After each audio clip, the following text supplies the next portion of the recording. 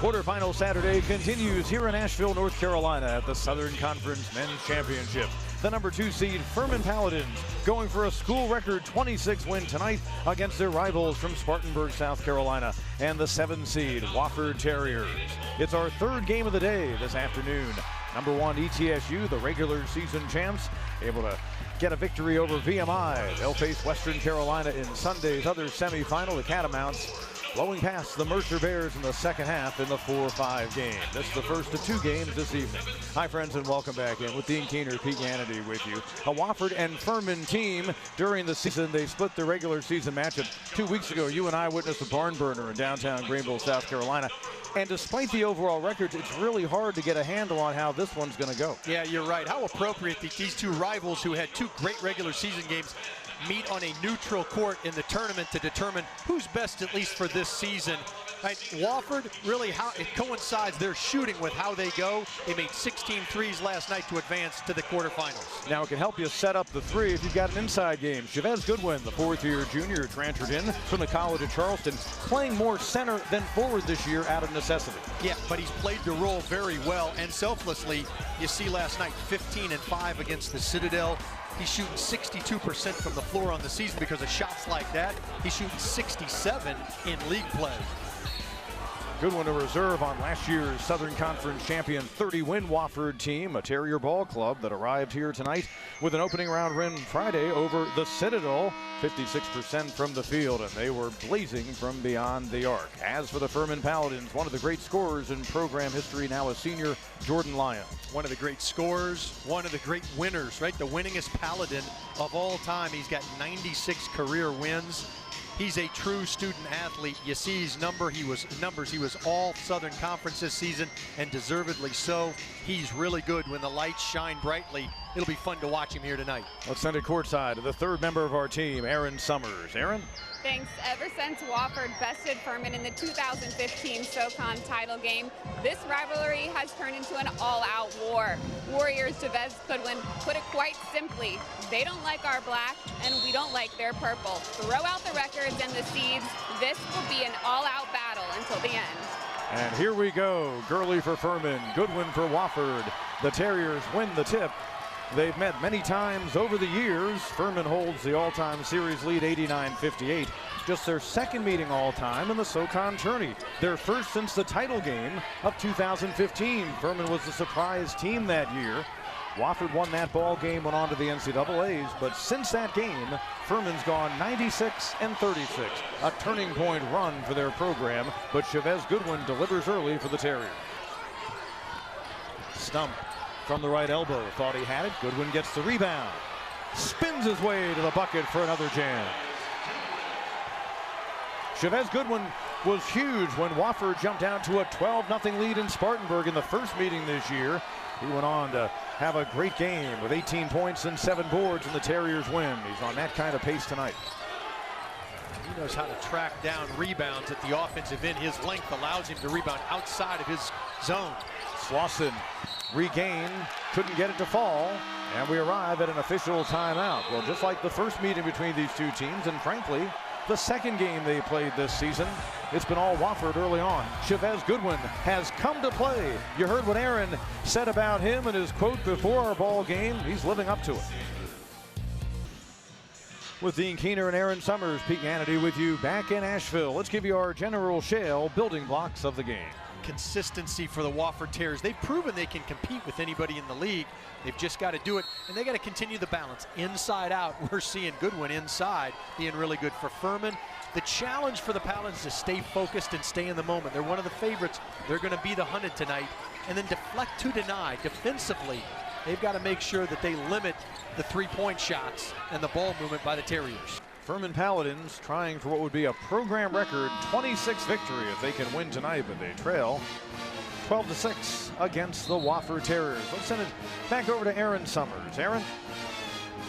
Speaking of program records, Furman's guard Jordan Lyons is the all-time leader in 3-pointers. He is 96-36 overall. That's his record in his 4 years at Furman. That's the most wins by any player. Coach Wright said that he just really can score. He's such a confident player. No moment is too big for him, and he just always wants the last shot. Kind of surprising for a Wofford team. I mean, you never question their IQ, but you generally think they're going to shoot the ball pretty well, and they're not shooting as well as they possibly can behind the arc. How about the play by Clay Mounts?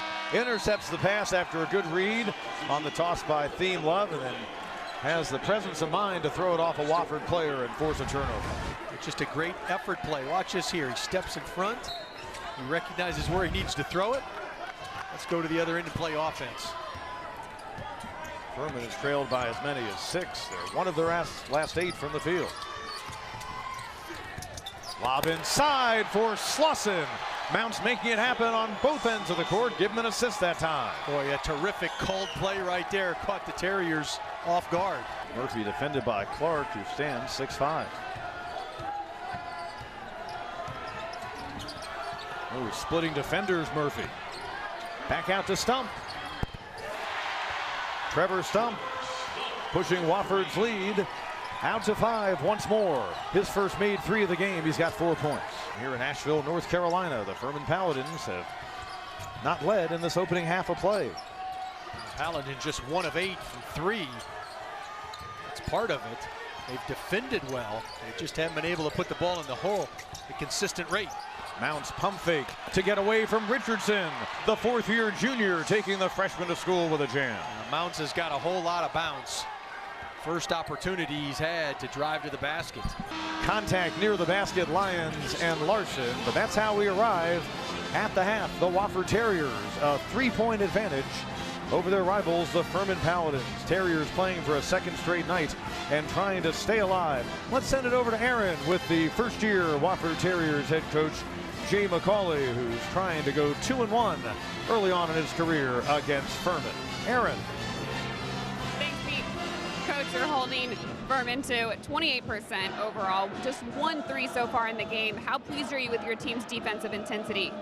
Yeah, really pleased. If we can keep that up another half, I like our shot. Obviously, we got to have way more composure offensively. Just pressing a little too much. Not taking what they give us. You know, you got to embrace pressure in games like this and make the easy plays. We will in the second half. Where will you find an advantage offensively? Just sharing the ball. If they're going to pressure us all the way down the court, we got to move the ball and drive against pressure and fill our spots and not leave our feet. If we do that, we'll be in good shape. Thanks. Thank you.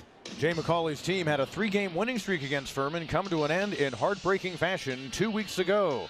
Terriers try to start another winning streak against their rivals here tonight in Asheville. Chavez Goodwin and Wofford jumped out to an early 6-point lead. Furman and Wofford since have been exchanging blows. It's a 3-point game at the break. Jordan Lyons and the Furman Paladins trying to rally for a victory. They're only down by 3. Let's send it over to Aaron Summers with Bob Ritchie, the Paladins head coach. Thanks. Coach, what do you need to do to get your outside shot established? Just got to shoot with confidence. I feel like we've gotten a lot of open looks, and we got to jump up there and we got to shoot with confidence. And, you know, we've hit 1 3, so we know, and that was by our 5-man. So I think we've got some open looks. We got to trust that they're going to go in. And if we don't feel like they're going to go in, put the ball on the deck and drive it, make the next play. Thanks, Coach. All right, thank you. Thanks, Aaron. And with Dean Keener, Pete Hannity back with you here at midcourt, getting ready for a second half. Chances are the offense will be better in the first half. Neither team lighting it up outside.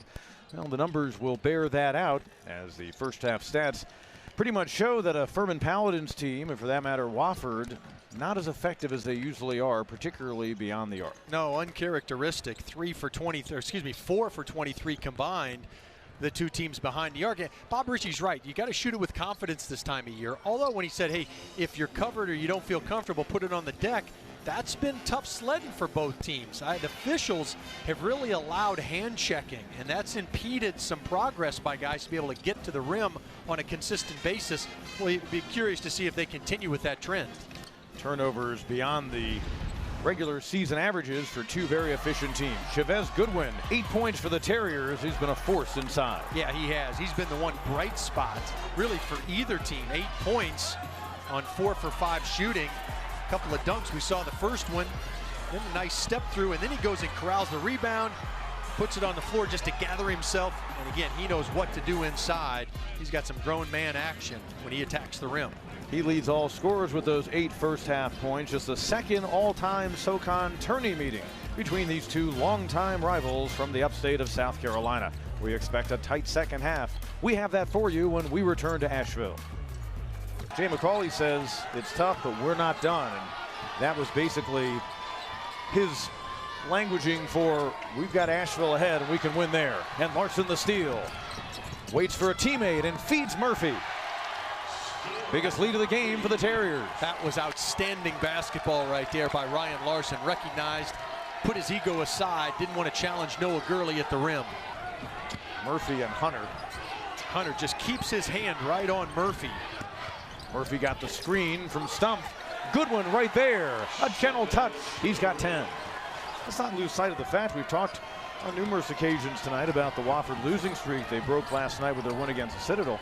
That was a 16-8 team that was hanging around right near the top of the Socon deep into January, early February.